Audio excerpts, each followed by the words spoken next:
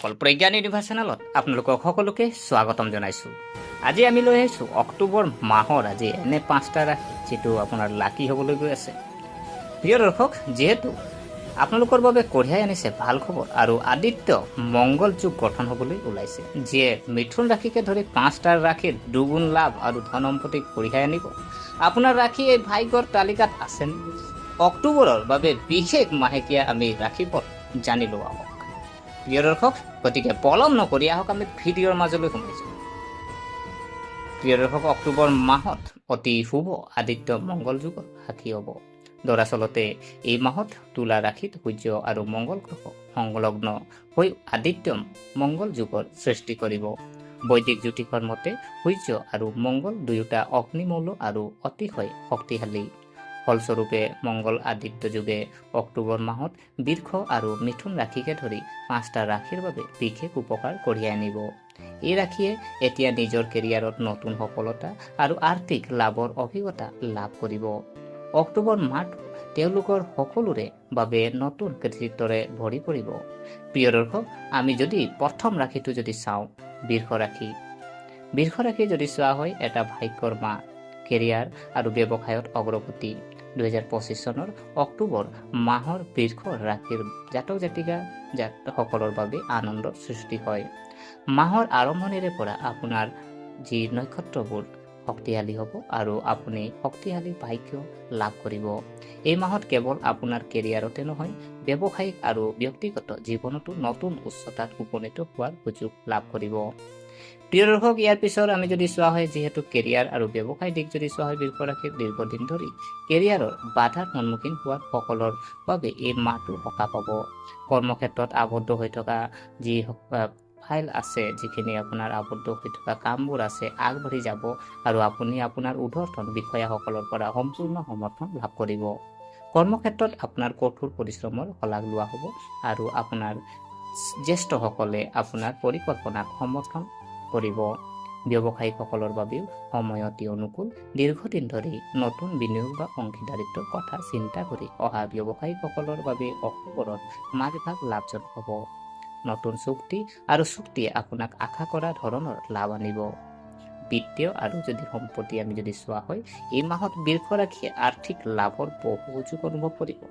মাটি হওক, অট্টালিকা, সম্পত্তিৰ সৈতে জড়িত বিষয়ত সফলতা পোৱা যাব। যদি মাটি আপুনি ক্ৰয় কৰিব বা বিক্ৰী কৰাৰ পৰিকল্পনা কৰিছে, তেন্তে এই মাহটো শুভ হ'ব। পূৰ্বপুৰুষৰ সম্পত্তিৰ সৈতেও জড়িত যিকোনো বাকী থকা সমস্যাও আপোনাৰ পক্ষত সমাধান হ'ব পাৰে। বিনিয়োগৰ বাবে সময় অনুকূল, কিন্তু বুদ্ধিমান ৰূপে ডাঙৰ সিদ্ধান্ত লওক। পাৰিবাৰিক আৰু সামাজিক জীৱন যদি চোৱা হয়, পৰিয়ালত শান্তি আৰু সুখ থাকিব। দেউতাকৰ পৰা বিশেষ সহায় লাভ কৰিব। আত্মীয়ৰ লগত সম্পৰ্ক সুদৃঢ় হ'ব। আপোনাৰ ভাই ভনীৰ সমৰ্থনে আপোনাক নতুন সুযোগ কঢ়িয়াই আনিব। পৰিয়ালত কোনো ধৰ্মীয় অনুষ্ঠান বা শুভ অনুষ্ঠানৰ আয়োজন কৰিব পাৰি। প্ৰেম আৰু বৈবাহিক জীৱন যদি চোৱা হয়, প্ৰেমৰ সম্পৰ্কবোৰ মজবুত হ'ব আৰু স্বামী স্ত্ৰীৰ মাজত মিঠাটা থাকিব আৰু একেলগে ভ্ৰমণৰ সম্ভৱ হ'ব পাৰে। অবিবাহিত ব্যক্তিৰ বাবেও এই মাহটো এংগেজমেণ্ট বা বিবাহৰ প্ৰস্তাৱ আহিব পাৰে। স্বাস্থ্যৰ সাধাৰণতে ভাল হ'ব। মাহৰ শেষৰ কেইটামান দিনত বতৰ পৰিৱৰ্তন হোৱাৰ বাবে কিছু ভাগৰুৱা অনুভৱ কৰিব পাৰে বা চৰ্দি হ'ব পাৰে, গতিকে সাৱধান হওক। প্ৰিয় দৰ্শক, ইয়াৰ পিছত লাকি ৰাশি যদি চোৱা হয়, মিথুন ৰাশিৰ যদি চাওঁ, সফলতাৰ আৰু লাভ, পৰিয়ালৰ প্ৰেম বাঢ়িব। 2025 চনৰ অক্টোবৰ মাহে মিথুন ৰাশিৰ বাবে মানসিক শান্তি আৰু আৰ্থিক লাভ কঢ়িয়াই আনিব। গ্ৰহৰ অৱস্থানসমূহে আপোনাক এই মাহটোৰ ভিতৰত নৱীকৃত শক্তি আৰু উৎসাহেৰে ভৰাই তুলিব। কেৰিয়াৰ আৰু ব্যৱসায়ৰ দিশ যদি চোৱা হয়, কেৰিয়াৰ এটা ডাঙৰ সুযোগৰ ইংগিত পোৱা গৈছে। যদি আপুনি কৰ্মৰত আছে, তেন্তে এই মাহত আপুনি পদোন্নতি বা নতুন দায়িত্ব লাভ কৰিব পাৰে। ব্যৱসায়িকসকলৰ বাবে এই মাহটো বিনিয়োগ আৰু সম্প্ৰসাৰণৰ বাবে অনুকূল। দ্বিতীয় সপ্তাহত আপুনি প্ৰভাৱশালী যিহেতু লোকৰ সৈতে সংযোগ স্থাপনৰ সুযোগ পাব, যিহেতু ব্যৱসায়িক লাভ কঢ়িয়াই আনিব। বিত্ত আৰু সম্পত্তি যদি চাওঁ, পূৰ্বপুৰুষৰ সম্পত্তিৰ দ্বাৰা লাভৱান হোৱাৰ সম্ভাৱনা প্ৰবল। যিসকল দীৰ্ঘদিন ধৰি সম্পত্তি বা মাটি সম্পৰ্কীয় সমস্যাৰ সন্মুখীন হৈ আছিল, তেওঁলোকে সকলো উত্তেজনা সমাধান হোৱা দেখিব। নতুন বাহন বা ঘৰ কিনাৰ সপোনো যদি দেখিছিলে সেই মাহতে সাৰ্থক হ'ব পাৰে। পাৰিবাৰিক জীৱন যদি চাওঁ, পাৰিবাৰিক যিহেতু পৰিয়ালৰ ভিতৰৰ প্ৰেম আৰু পাৰস্পৰিক সহযোগিতা বৃদ্ধি পাব। সকলো সদস্যই ইজনে সিজনৰ অনুভৱ বুজিব। পৰিয়ালৰ সৈতে পিকনিক বা ছুটি ভ্ৰমণ উপভোগ কৰিব পাৰে। পৰিয়ালত এক শুভ অনুষ্ঠানে আনন্দৰ পৰিৱেশ কঢ়িয়াই আনিব। আজি যদি আমি প্ৰেমৰ যদি চাওঁ, যে যিহেতু আপোনাৰ প্ৰেম জীৱনত স্থিৰতাই প্ৰাধান্য পাব, কিন্তু যিকোনো ডাঙৰ সিদ্ধান্ত এতিয়াৰ বাবে পিছুৱাই দিয়াটোৱে ভাল হ'ব। সম্পৰ্কত থকাসকলে সংযম আৰু ধৈৰ্য প্ৰদৰ্শন কৰিব লাগিব। স্বাস্থ্যৰ দৃষ্টিকোণৰ পৰা মাহটো স্বাভাৱিক হ'ব, মানসিক শান্তি বিৰাজ কৰিব আৰু মানসিক চাপ কমি যাব। যিহেতু প্ৰিয় দৰ্শক, ইয়াৰ পিছত আমি যদি চোৱা হয়, ৰাশি যদি চোৱা হয়, যিহেতু লাকি ৰাশি হ'ল কৰ্কট ৰাশি।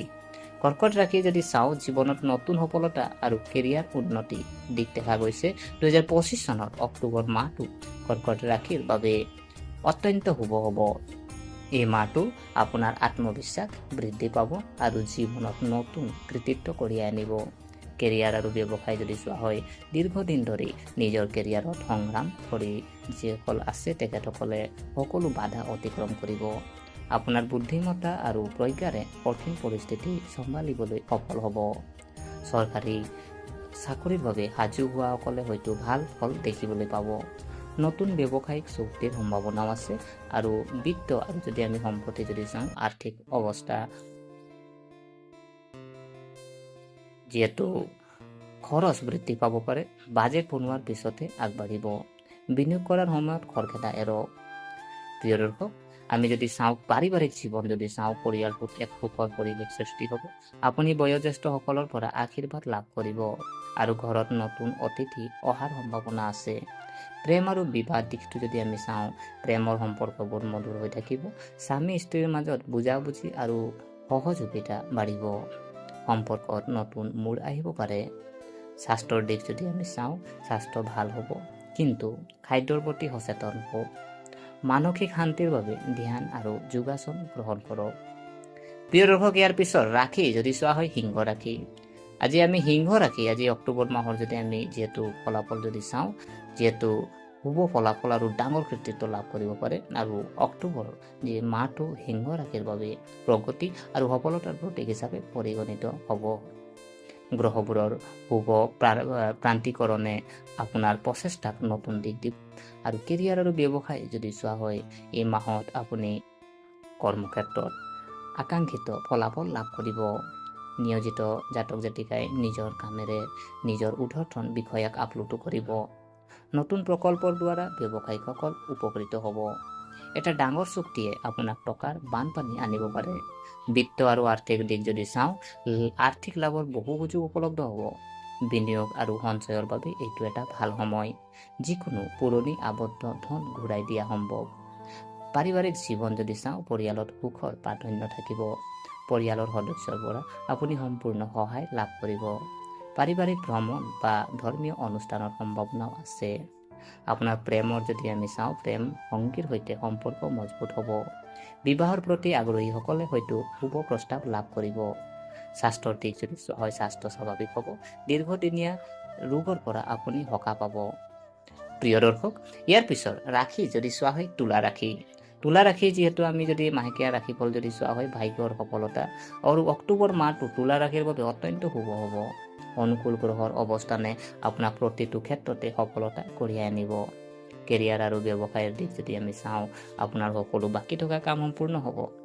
কৰ্মক্ষেত্ৰত আপোনাৰ কামৰ প্ৰশংসা হ'ব আৰু পদোন্নতিৰ সম্ভাৱনাও আছে।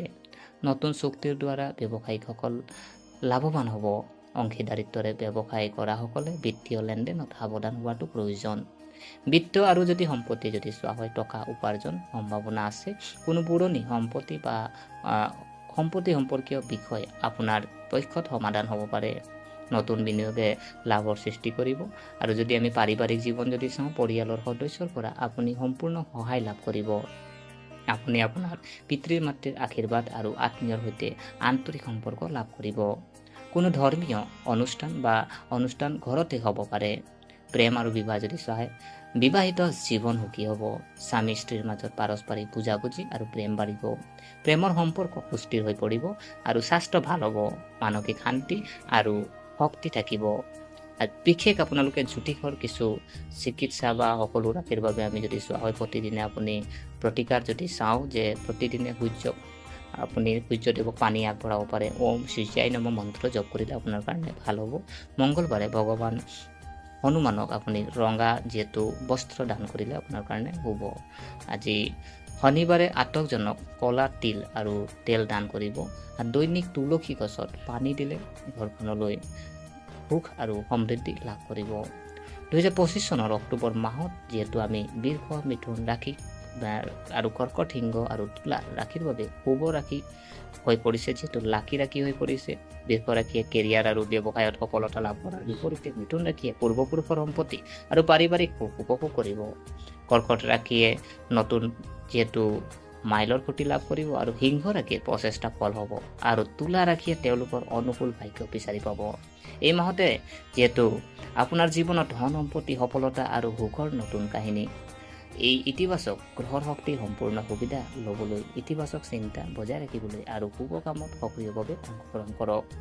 প্ৰিয় দৰ্শক, গতিকে আশা কৰিছোঁ আপোনালোকে ভিডিঅ'টো চাই ভাল পালে। যদি এই ভিডিঅ' আপোনাক কিঞ্চিত মানুহ লাভান্বিত কৰিছে তেনেহ'লে লাইক এটা কৰিব আৰু কমেণ্টত আপোনাৰ ৰাশিটো লিখিবলৈ নাপাহৰিব। আপোনালোকে কমেণ্টত লিখিব যাতে আপোনালোকৰ ৰাশিৰ কাৰণে আমি যিহেতু আগন্তুক মাহেকীয়া ৰাশিফল আমি আপোনাৰ ৰাশিলৈ লৈ আহিম। আৰু যদি আপোনালোকে শ্বেয়াৰ কৰা নাই ভিডিঅ'টো, পাৰিলে শ্বেয়াৰ কৰিবলৈ নাপাহৰিব। আৰু আমাৰ চেনেলটো যদিহে ছাবস্ক্ৰাইব কৰা নাই, এনে ৰাশিফলৰ ভিডিঅ' পাই থাকিবৰ কাৰণে আপোনালোকে আমাৰ চেনেলটো ছাবস্ক্ৰাইব কৰি আমাক উৎসাহিত কৰিব বুলি আশা থাকিলে পুনৰ লগ পোৱাৰ প্ৰতিশ্ৰুতিৰে আজিলৈ আমি বিদায় মাগিলোঁ। ধন্যবাদ।